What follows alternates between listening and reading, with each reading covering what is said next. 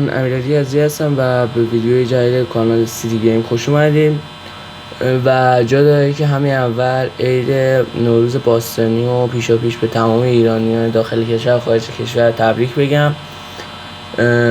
سال 2583 هخامنشیتون مبارک باشه و به عبارت سال 1403.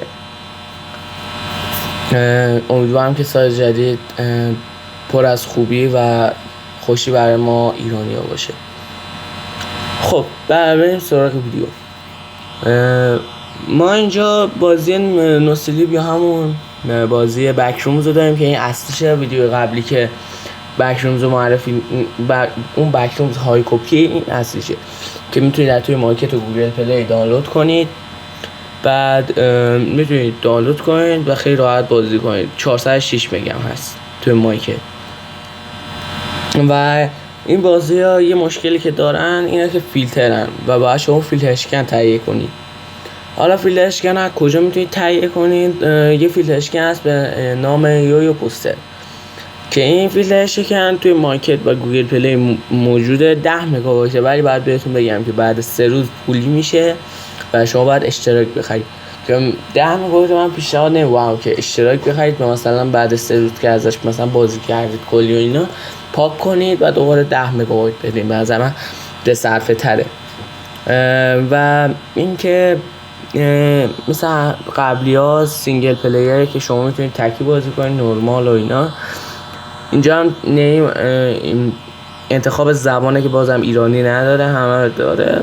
انگلیش داره، نمیدونم آلمانی داره، فرانسوی داره، ایتالی داره. خب ما با اینا کاری نداریم، میریم سراغ مولتی پلیر. شما اگه میخواید با دوستانتون 2 یا چند نفره بازی کنید بعد اینجا این مراحل رو انجام بدید. یکی چنج نیمه که شما نیمتون انتخاب میکنید، اسمتون که بیشتر از بعد 3 حرف باشه و بعد انگلیسی باشه حرفتون. حالا هر چی دوست دارید میتونید بذارید.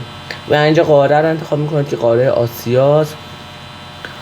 خب حالا برای اینکه 2 یا چند نفر بازی کنید اینجا باید یه نفر، مثلا 2 نفرید، یکی باید اینجا بسازه مپ، باید بسازه مثلا هر مپی که بهتون میگه. مثلا مپ اول برای رمز بزنه مثلا 1 2 3 4 5 مثلا. اون بقیه هم مثلا اگه 3 نفر یا 4 نفر این بقیه هم باید جوین بدن و 1 2 3 4 5 بزنن رو قاره آسیا. همین چیز خاصی نمیمونه. فقط اگه مشکل فیلتر اشکن یا بازی کردن توی این بازی ترسناک دارید حتما زیر کامنت برام بزنید تا ما براتون مشکل حل کنیم. خب دیگه چیز خاصی نمیمونه و بازم سال نو رو پیش تبریک عرض میکنم و یادتون نره که شما هرچی بیشتر ما رو حمایت کنید ما کارامون بهتر و قوی‌تر و با کیفیت تر میشه. و اینکه دیگه لایک، کامنت، سابسکرایب فراموش نشه و اون زنگوله بغلش هم بزنید که هر وقت کانال سیتی گیم ویدیو گذاشت بیاید و ببینید. خب دیگه چیزی نمونه و بدرود.